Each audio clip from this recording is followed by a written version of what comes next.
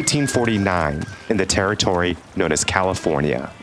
The gold rush is on, and a handful of small mining towns are at the center of the action.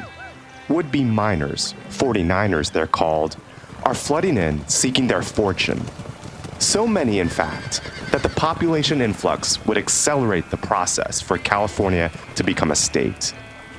These mining towns quickly went from sprawling campsites to lawless hotbeds, with saloons, brothels, and gambling halls setting up shop. For prospectors, life was hard and dangerous. Only a few would end up making a fortune.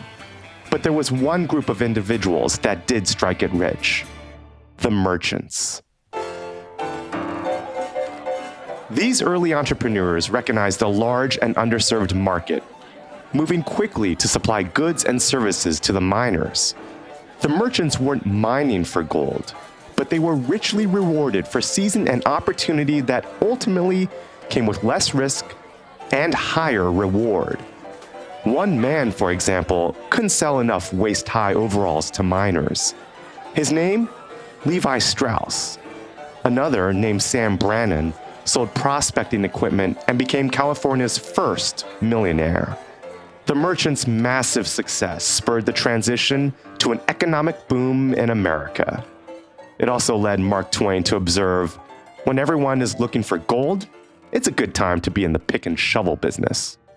That lesson still resonates. Today, California looks closer to the epicenter of an even bigger event: the transition to a net zero economy. The process of cutting greenhouse gas emissions is a massive endeavor. While firms around the world rush to meet regulatory requirements and address market pressures, investors need to understand the potential risks and rewards of this transition to the environment and to their portfolio. Like the merchants of the California gold rush, can we find opportunities that lower our risk while increasing our returns? Can we find the pick and shovel businesses that will outperform in the years ahead? To understand today's investment landscape, it's important to know how we got here. I'm Albert Chen, and this is The Outthinking Investor, a podcast from PGIM that untangles the past, the present-day opportunities, and the future possibilities of the financial tools we take for granted. In this episode, we turn to three experts on the financial impacts of transitioning to a net zero economy. Tom Steyer is a renowned investor and philanthropist, and currently co-chair of Galvanize Climate Solutions. Dr. James Henderson is Director of Energy Transition Research at the Oxford Institute for Energy Studies. And Brian Thomas is Managing Director of Prudential Private Capital, the private investment unit of PGIM. As the world moves to decarbonize and cut emissions to avert future climate-related disasters, investors are faced with important questions. What are the investment risks associated with the transition to net zero? Will the transition create opportunities? And how should we address these questions alongside conventional financial metrics? Tom Steyer starts with the bigger picture. Why should we care about cutting emissions? We're living in a business environment where there is very inadequate measurement and basically no cost to polluting. You want to emit carbon, there is no cost, and there's really no measurement of it. So there can't be a cost until there's measurement. How do you charge for it? And how do you pay for sequestration? Can't be done. So the real question here is it essential that we in fact get to net zero? It actually is. I mean, you look around the world today, you see the news from the natural world, whether that's in Pakistan or China or Europe or the Western United States or Peru, it's all over the world. You say, is it essential that we preserve a safe and healthy natural world for the human beings who live on this planet? It's absolutely essential. And then every following question starts with that premise that we have to get there. So when you think about where people are in their journey as a country or as a company, you have to start with the premise that we need a safe place on this planet for human beings. While it's hard to dispute that we all need a safe planet, the path to getting there is not so clear. As PGIM's Brian Thomas knows, it will take time to cut our consumption of traditional sources of energy. Conventional energy is something we're all aspiring to find ways to diversify from, minimize our reliance upon, but we can't lose sight of the fact that it's an absolute essential need. It's not quite water, it's not quite food, but it ranks right up there in terms of its importance, not only to just the quality of global life, but just, existence in general. It's important to realize that 80% of energy consumption in the globe right now consists of conventional energy. That's not going to be going away anytime soon. I think what we have to do is we have to think about what we do to reduce the demand equation for it. Perhaps that's investments in renewable resources and technologies, but also in modification of human behavior. Because until we do that, the need will not go away. Consumption of traditional energy sources varies considerably across the world. James Henderson of the Oxford Institute for Energy Studies sees a shift in consumption from the developed countries to the developing or emerging countries. Overall, hydrocarbon consumption has kind of plateaued. But if you look at the individual hydrocarbons, coal is the one under the most pressure, and that's particularly in the developed world, where coal use, particularly in power generation, has been in decline. But overall, because coal is the dirtiest of the hydrocarbons, there's kind of been a move away from it. That's not so true in the developing world, where there are many indigenous coal resources, particularly in countries like China and India. So there's an inclination to use them because they're cheap.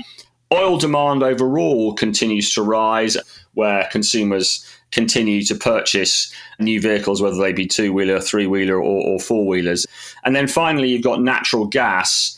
And there, with it, that being the cleanest of the hydrocarbons, in as much as it emits less CO2 when burnt, we've seen growth both in the developed and the developing world, mainly because in the power generation sector, gas has come in to replace coal, if you like, the cleaner hydrocarbon for a dirtier one. And in the developing world, because that's been going on, but also there's been economic growth as well. But when it comes to carbon emissions, the devil's in the details. To clear the path to a net zero economy, we really need a reliable framework for measuring and reporting emissions. Well, I think that the truism, if you can't measure it, you can't manage it, absolutely applies to solving our climate crisis.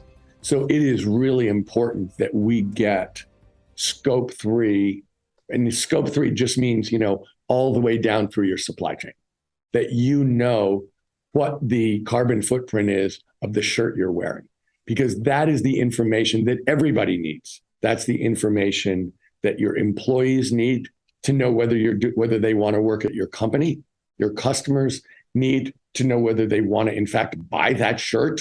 That the government needs, because if we're as a country trying to get to net zero, which we've sworn we are, then we need to know where is the emission and where does the emission need to go. It's crucial to know at a very granular level how people are producing goods and services around the world. Full and accurate measurement goes beyond the emissions a company generates directly in delivering a product or service to the customer. Here's James. So reporting all the way along the value chain, which needs to be done with some independent verification, and that verification word is critical as well, because it's one thing a company saying what it thinks it's done, it's another thing having independent verification. And we think that regulators are going to be focused on this, and that over time taxes are going to be applied. Certainly the plan in the EU is to start imposing costs for greenhouse gas emissions for goods arriving in the EU gradually, over, not on all sectors at once, gradually. But as soon as the EU starts to do that, their hope is that they will then essentially negotiate with other regions of the world to start imposing carbon taxes there as well. I think it's going to be important for investors to see which companies are taking the lead here, but also, really more importantly, how regulators are going to start insisting on this reporting and this verification. And because I think the threat is that if companies don't do this properly, then regulators will just impose blanket sort of taxes, assuming the worst, if you like. In other words, it's incredibly important for investors to know which companies are taking this seriously and what their timescale looks like. So, what does this all mean for investors with global portfolios? How should we evaluate firms in terms of their progress and ability to transition to net zero emissions? When you're looking at a business and asking, does it have a sustainable advantage? Does it have a moat that basically protects its growth going forward and giving it the ability to have significant profit margins? You really have to start with the question is, what problem are you solving for the customer? And I think it's really important to keep in mind that it's the product market fit with the customer that gives you the advantage. And if you can have something that is differential, it's sustainable. Because in every one of these questions, if you start with the science, you can come to an answer that doesn't make sense in the real world. Because it may in fact work, but it doesn't mean that the customer wants it. So what we're talking about here is not necessarily coming up with something in the lab that works. We're talking about something that works, that gets deployed at scale and continues to be a growing and profitable business. Every company ultimately is going to be involved in this, just the way every company ultimately has ended up being involved in the internet and the online world. That isn't a special part of business. That's just part of business. And so is this. It really is understanding what the problem is you're solving for your customer and then relentlessly answering that problem better, cheaper, faster. Is that really any different from conventional investing? Brian believes the fundamentals of investing remain the same, more or less. It's identify the risks of investing, structure away the risks you don't want to assume, and make sure you get paid properly for the risks you take on as a consequence of your investment. I think that's where CIOs have a very difficult task, particularly when they're trying to find long-term investments. As we always say, don't outdrive your headlights. In a very opaque future, it's very difficult to make long-term capital commitments. And when you're thinking about infrastructure or energy infrastructure in particular, that becomes very, very challenging in large part because, again, so much of energy activity, of the profitability or the viability of sector also requires, alignment with public sentiment and political willpower. And where should long-term investors look for opportunities? The opportunities for investment during this transition period will really kind of focus on three areas in general. One obviously will be renewable energy and technologies in support of renewable energy. The other would be into the manufacturing industries that supply the equipment that ultimately is used for energy transition. And certainly that is a global opportunity as much as it is a focus within Europe and the United States. But then also, as this unfolds, there will be considerable opportunities to continue to invest in conventional energy, which, again, for the next 20 to 30 years is going to remain a very important source of energy for the broader global economy. The question is not whether we should or shouldn't invest in it. It's how do we deploy capital in a manner that makes those companies that we choose to invest in best in class, to reflect well on the institutions that invest in them, and manage to maintain an attractive profile as it relates to how they manage and perform in a local economy, as well as for the benefit of our standard. But that doesn't rule out more tactical or shorter-term opportunities, even for investors with a longer horizon. Here's James on that. The transition has created some near-term opportunities for, if you like, traditional energy producers, mainly because the move from an energy system that we've been using for the past 150 years to a brand new energy system is creating volatility around mismatches of our ability to supply energy on a consistent basis and our need to consume it. And that's particularly true because renewables have the inherent factor that they are intermittent. And so therefore you kind of need a backup source of energy, and that backup source of energy obviously could be nuclear or hydro, but often is hydrocarbon based. So you get this kind of inherent volatility around the intermittency of renewables, and then you get further volatility around levels of investment that have been put in anticipation of future demand, and if you like, a certain reluctance for producers to invest ahead of an energy transition, which is pretty uncertain, means that there also can be mismatches of supply and demand around the hydrocarbons themselves. So that leads to price volatility, which clearly creates opportunity. Beyond sectors, certain companies will seek to demonstrate their competitive advantages around how they manage emissions.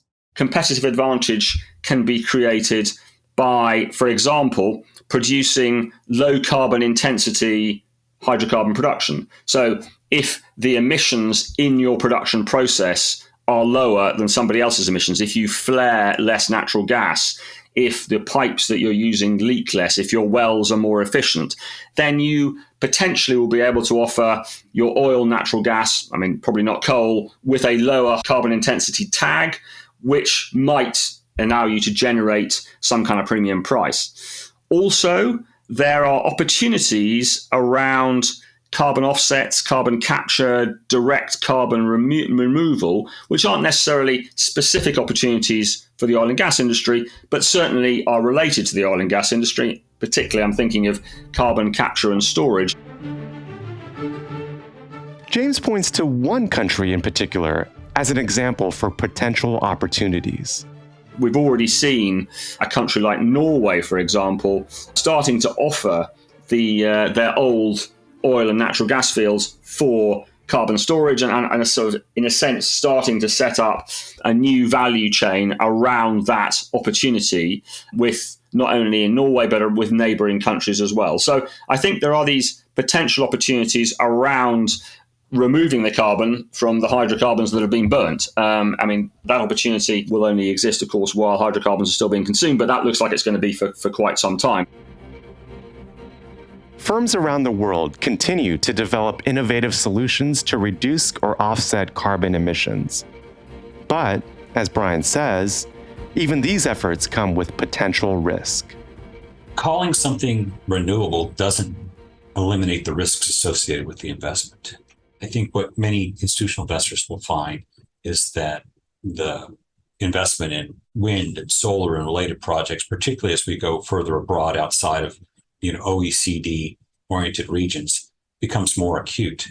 Again, because many of those investments rely on public support, government support, tax support, and so as a consequence, your ability to define the full landscape of risks is going to be a function of your familiarity and understanding of the legal and political regimes in which you're operating in. In many developing areas, we always found that there's two ways to lose money, right? You can lose money the old-fashioned way by just doing a bad deal, and sometimes you can lose money by also doing too good of a deal, and then the local political factions decide they want to rechange the rules of the games because you did better than they thought you were when they invited you in. The key is making sure that you align yourself not only with people that understand the business and from a professional standpoint, but on a local level, finding individuals to align yourself that can help you navigate the vagaries of investing abroad outside of areas that you're otherwise familiar with. But ultimately, I think the key is not to become intoxicated by the new opportunity set to deploy capital in a new area where people are fearing to tread. While there may be risk in new endeavors, there's also risk in the familiar. As Tom Steyer knows, there is no single transition recipe for investors.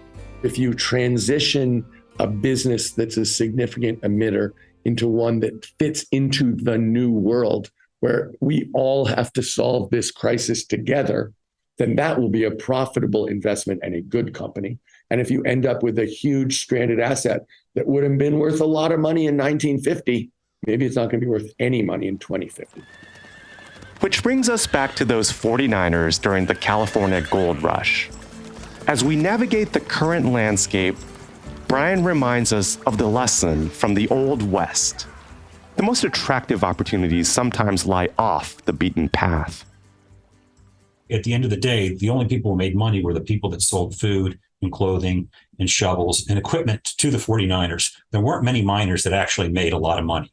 So perhaps maybe the best way to play this game is to focus on manufacturers that supply the industry as opposed to some of the individual projects themselves. Particularly over the next few years, it's important for investors to understand where we are in the transition. There will be speed bumps ahead, and we can expect more supply and demand mismatches around the world.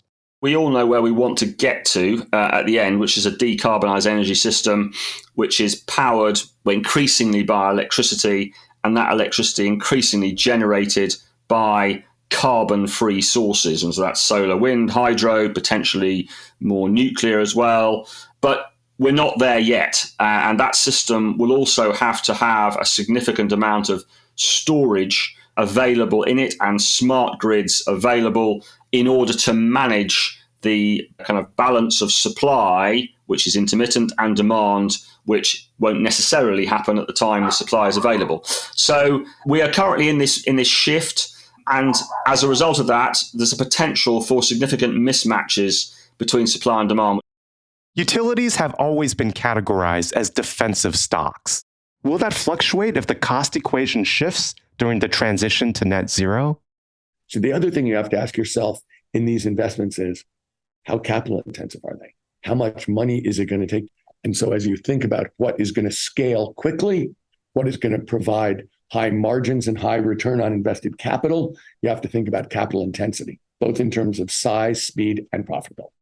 Add to this risk of underinvestment the practicalities of operational risks. I think the biggest risk is people try to oversimplify the problem.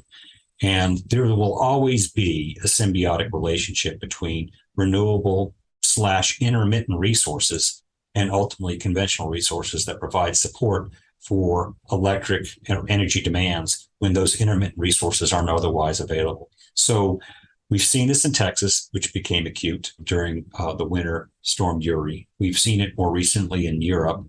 It becomes even more pronounced, obviously, due to conflict in that region as well. I think this is just something that as we focus on energy transition, particularly at a rapid pace, it's almost inevitable. There's a great author, Václav Smil, who's written about the history of energy and energy transition.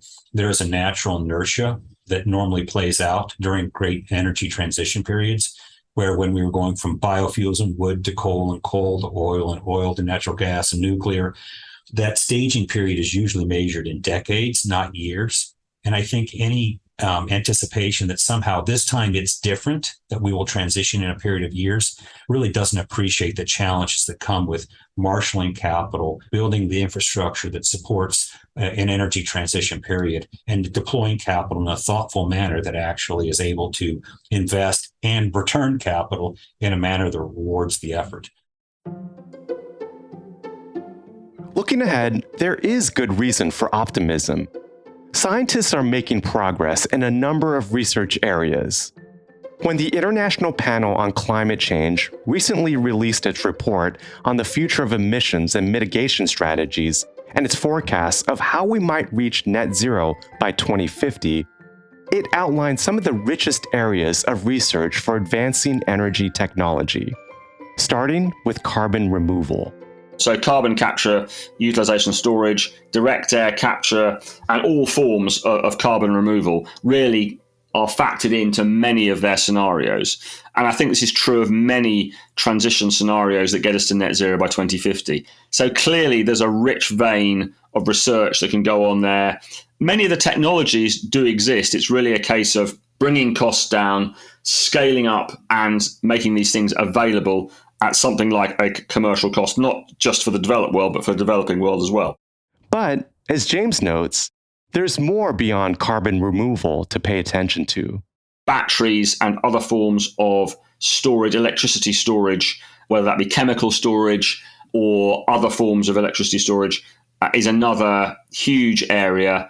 And in tandem with that, the technology around smart grids. So making the consumer part of the integrated grid so that, for example, your electric car, the battery in your electric car will obviously be used to drive your electric car when you're using it, but when you're not using it, it'll be integrated with the grid, and the grid can kind of turn and take electricity out of your car and send it to another consumer and then refill your battery in time for you to use the car again. So it's the kind of grids that allow that to happen, not just with electric cars, but with all the machines operating in your house and obviously in industrial plants as well.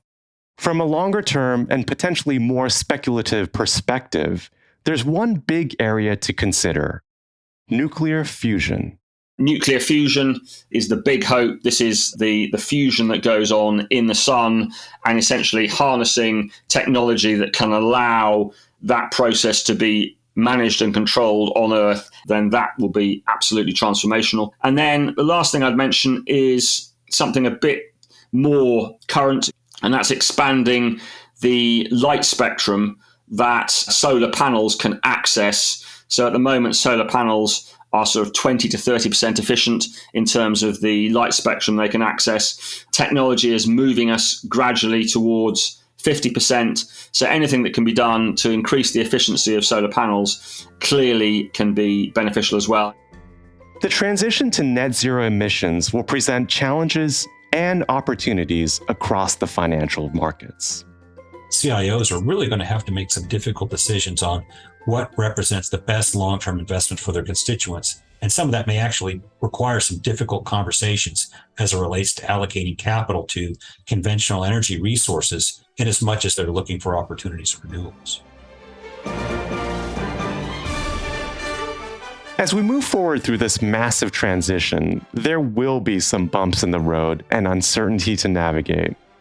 But there is hope and clearly plenty of opportunities. As investors, we can decide whether to be the prospector looking for gold or the merchant selling picks and shovels.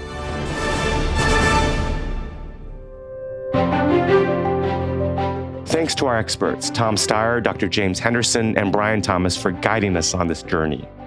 Join me, Albert Chen, for the next episode of The Outthinking Investor, when we'll explore the new dynamics of private markets and how firms are accessing capital. The Outthinking Investor is a podcast from PGIM. Follow, subscribe, and if you like what you hear, go ahead and give us a review.